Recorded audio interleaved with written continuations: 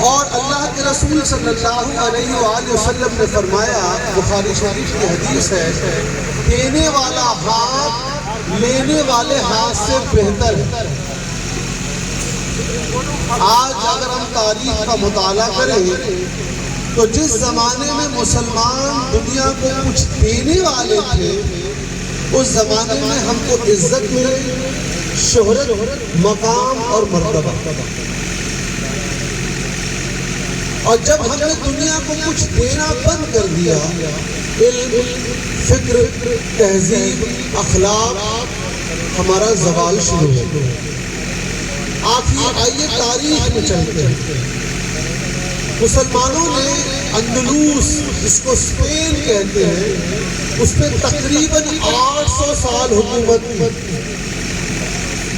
711 سے لے کر 1492 تک، 711 سے لے کر 1492 تک، کم و بیش 800 سال مسلمانوں نے اسپین، یوروپ میں ایک ملک میں حکومت کی۔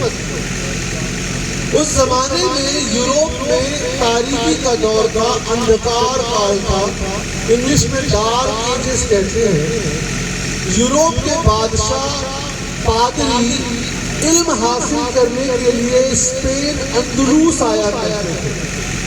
میں حوالے نہیں دوں گا کیونکہ وقت کی قید ہے اور سامعین کو بھی حوالوں کی ضرورت نہیں ہے، کیونکہ اس وقت یونیورسٹی میں لیکچر نہیں دے رہا ہوں، ایک عام پبلک گیدرنگ میں خطاب کر رہا ہوں۔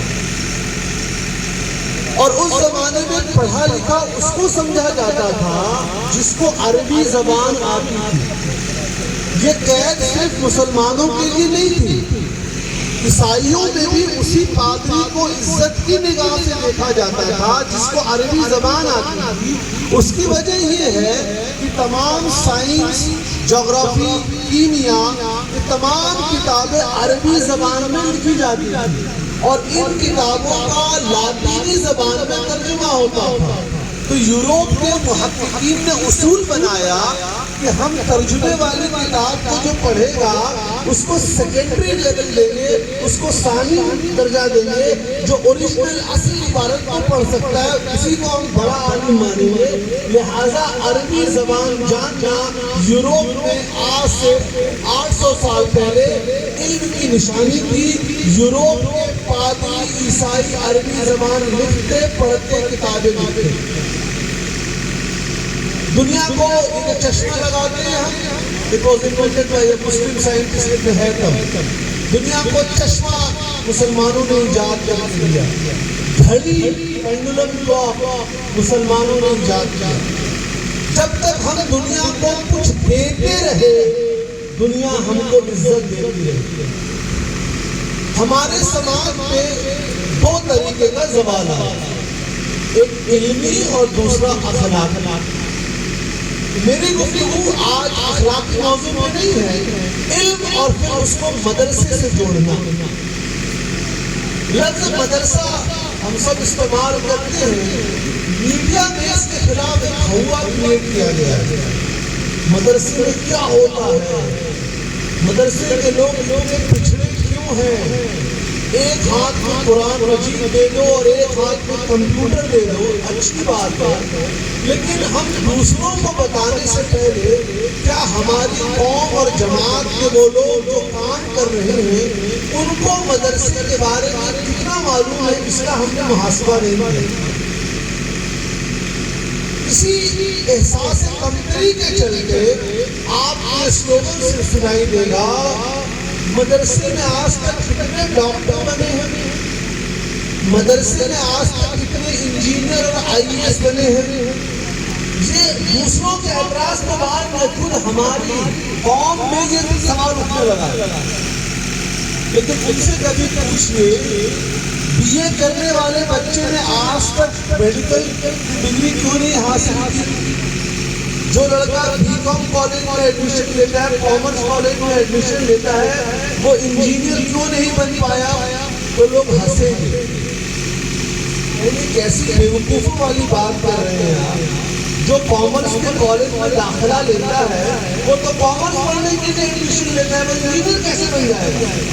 اس نے اپنی مرضی اپنے خواہش سے اس کالج میں ایڈمیشن لیا ہے جو تعلیم وہ حاصل کرنا چاہتا ہے. اس سے یہ امید کرنا کہ وہ ڈاکٹر بنے انجینئر بنے یہ تو بیوقوفی ہے. اسی طرح جو مدرسے کے نظام میں جو داخل ہوتا ہے اس نے اپنی خوشی اور مرضی سے ایک سلیبس ایک نظام کو پڑھنے کی خوشی کا اظہار کیا ہے. اس سے یہ توقع کرنا کہ وہ ڈاکٹر اور انجینئر بن جائے یہ بیوقوفی ہے.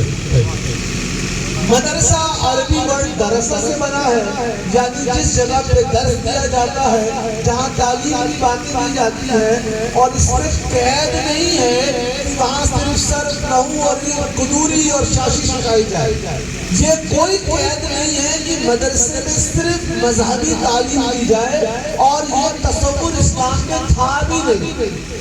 ہم آئیں گے تاریخی پس منظر میں یہ کیوں ہوگا لیکن اسلام یہ نہیں کہتا کہ مدرسے میں صرف آپ کو ایک خاص چیز پڑھانی ہے. کیونکہ دراصل ایسا نہیں ہے کہ آپ کو صرف عربی گرامر اور لغت پڑھانی ہے. مثال کے طور پر ایک سوال آپ کے مدرسے سے بچہ فارغ ہو گیا اور اس کو میتھمیٹکس نہیں آتی ہے علم ریاضی کا اس کو نہیں ہے گणت نہیں آتی ہے. اس کے سامنے ایک سوال آیا کہ ایک شخص ہے اس کے 4 بیویاں اور 15 بچے ہیں مثال کے طور پر اس کی پراپرٹی کتنی بٹے گی اس کی وراثت کا معاملہ ہوگا انہیریٹنس وہ کتنا رقم ملے گا. اگر اس کے پاس 12 لاکھ روپیہ ہے اگر اس بچے کو میتھمیٹکس نہیں آتی وہ نہیں جواب دے سکتا. لہذا یہ ہمارے کسی عالم دین نے نہیں کہا کہ مدرسے میں صرف نظام جو ہے درس نظامی کا ہوگا. اسی لیے آج جتنے بڑے مدارس ہیں وہاں انگلش بھی سکھائی جا رہی ہے کمپیوٹر کا تعلیم بھی دی جا رہی ہے کمپیریٹیو ریلیجن بھی بتایا جا رہا ہے کہ ہندوستان کے دیگر مذاہب دھرموں میں کیا ہے اس کی شکشا بھی دی جا رہی ہے. لیکن میڈیا میں ان چیزوں پہ چرچا نہیں ہوگا. میڈیا میں بات ہوگی کہ مدرسہ ایک ٹائم پاس کیا جا رہا ہے وہاں سے پڑھنے والے بچے بچی پچھڑے ہوئے ہیں سماج پر بوجھ ہے سماج کو کچھ کنٹریبیوٹ نہیں کرتے. ہم کو اس مدرسے کو ماڈرن کرنا ہے. اس سوال کو یہاں رکھتے ہوئے واپس تاریخ میں چلتے ہیں. اللہ کے رسول صلی اللہ علیہ وآلہ وسلم کے زمانے اقدس میں بہت سے صحابہ اکرام تھے جو ایک چبوترے پر بیٹھتے تھے اور ہر وقت اللہ کے رسول صلی اللہ علیہ وآلہ وسلم کی صحبت میں رہتے ان سے خاص تعلیم حاصل کرتے. ان صحابہ اکرام کو اصحاب صفہ کہا جاتا ہے کیونکہ عربی زبان میں اس اونچے پلیٹ فارم کو صفہ کہتے ہیں. اور ایک قول کے مطابق صوفی یا تصوف وہیں سے نکلا ہے وہاں نہیں جائے گا. اسی طرح ایک صحابی تھے حضرت ارقم رضی اللہ عنہ جب اسلام کی تعلیمات شکشا دینے میں بہت سی بادھائیں اپلبدھ ہو رہی پریشانیاں آ رہی تھی تو حضرت ارقم رضی اللہ عنہ جو باہر بستی کے رہا کرتے تھے وہاں پر صحابہ اکرام اکٹھا ہوتے اور وہاں درس قائم کیا جاتا. نبی علیہ السلام وہاں تشریف لے جاتے. تو اس لیے بعض روایتوں میں آپ کو یہ بات ملے گی کہ اسلام کا سب سے پہلا مدرسہ دار اکرم تھا بعض میں اصحاب صفہ تھا اور مسجد نبوی مدینہ شریف میں قائم ہے. اسلام کے شروع کے دنوں میں تعلیم حاصل کرنے کا کتنا شوق تھا اس کی 2 مثالیں حدیث شریف کے حوالے سے پیش کر کے آگے آؤں گا. بخاری شریف میں ہے بہت سی عورتیں اللہ کے رسول صلی اللہ علیہ وآلہ وسلم کی بارگاہ میں حاضر ہوئی اور عرض کیا یا رسول اللہ صلی اللہ علیہ وسلم مرد آپ کی محفل میں حاضر ہوتے ہیں علم حاصل کرتے ہیں ہم اس سے محروم رہ جاتے ہیں. آپ ہمارے لیے بھی وقت ہفتے میں ایک دن متعین کیجیے. تو آقا علیہ السلام نے ہفتے میں ایک دن فکس کر دیا کہ عورتوں کو اس دن تعلیم دی جائے. اس لیے امام ابن سعد نے طبقات میں ایک باب باندھا ہے، ایک چیپٹر لکھا ہے، وہ صحابیات، وہ عورتیں صحابی جو حدیث کا درس دیا کرتی ہیں۔ اس چیز کو آپ تب زیادہ ایڈمائر کر پائیں گے جب آپ اس کو اپنے ذہن میں تاریخ کو لائیں گے۔ یہ جو واقعہ ہو رہا ہے یہ 1400 سال پرانا واقعہ ہے، تو آپ کو دیکھنا پڑے گا 1400 سال پہلے دنیا کے دوسرے دھرموں میں اور دوسرے علاقوں میں کیا عورتوں کو شکشا دینے اور شکشا لینے کی انومتی تھی؟ آپ اگر اس واقعے کو سن کر چلے جائیں گے تو آپ کی انفارمیشن میں ٹھیک ہے بہت سی صحابیات عورتیں حدیث سن کر پڑھاتی تھی، لیکن اس کو زیادہ تر ایڈمائر کریں گے جب آپ کمپیریزن کریں گے کہ کیا 1400 سال پہلے دنیا کے دوسرے علاقوں میں دوسرے دھرموں میں عورتوں کو یہ مرتبہ حاصل تھا کہ وہ شکشا علم حاصل کر کے درس دے سکتے۔ تب آپ کو جب سب جگہ نو ملے گا تب آپ کو پتا لگے گا کہ اسلام میں شکشا علم کو کتنی زیادہ اہمیت ہے۔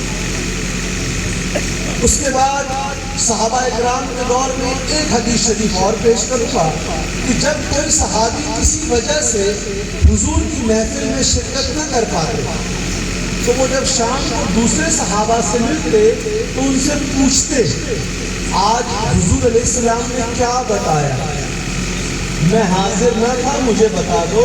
وہ اس کو سن لیتے، سیکھ لیتے، پتہ یہ لگا اسلام